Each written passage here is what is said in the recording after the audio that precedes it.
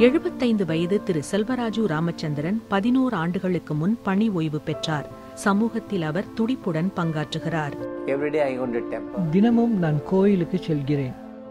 ஊழியர்களை கவனித்து மக்களுக்கு இலவச உணவு வழங்குகிறோம். திரு செல்வராஜு சக்கர நாற்காலியில் இருக்கும் தமது தாயுடன் வசிக்கிறார். அவரது தாய்க்கு இந்த ஆண்டு 91 வயதாகிறது.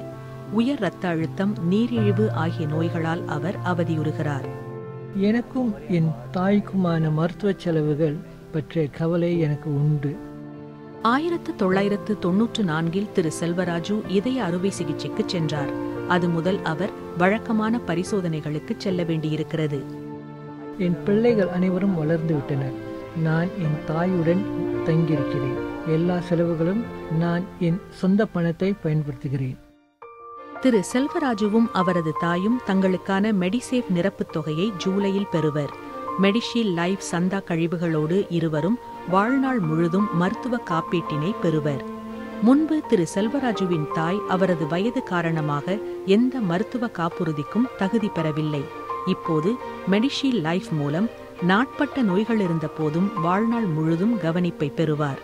பெரிய மருத்துவ கட்டணங்கள் குறித்து தாயும் மகனும் இனி கவலைப்பட தேவையில்லை. செப்டம்பர் முதல் திரு செல்வராஜுவும் முன்னோடி தலைமுறையைச் சேர்ந்த மற்றவர்களும் நிபுணத்துவ வெளிநோயாளி மருந்தகங்களிலும் பலதுறை மருந்தகங்களிலும் 75 விழுக்காடு முதல் 85 விழுக்காடு வரை கழிவு பெறுவர். சாஸ், அதாவது சமூக சுகாதார உதவி திட்டத்தின் கீழ் உள்ள அக்கம்பக்க பொது மருந்தகங்களுக்கு செல்லும் போது அவர்களுக்கு கூடுதல் அனுகூலங்கள் கிடைக்கும். எனக்கும் என் தாய்க்குமான புதிய அனுகூலங்கள் குறித்து நான் மகிழ்ச்சி அடைகிறேன். அது பயன்மிக்கது. எனக்கு மிகவும் மகிழ்ச்சி. முன்னோடி தலைமுறை உதவி திட்டம் 2014 ஜூலையில் தொடங்கி கட்டங்கட்டமாக செயல்படுத்தப்படும்.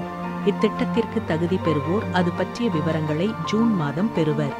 இயல்பாகவே அனுகூலங்கள் அவர்களை சென்றடையும். விண்ணப்பிக்க தேவையில்லை.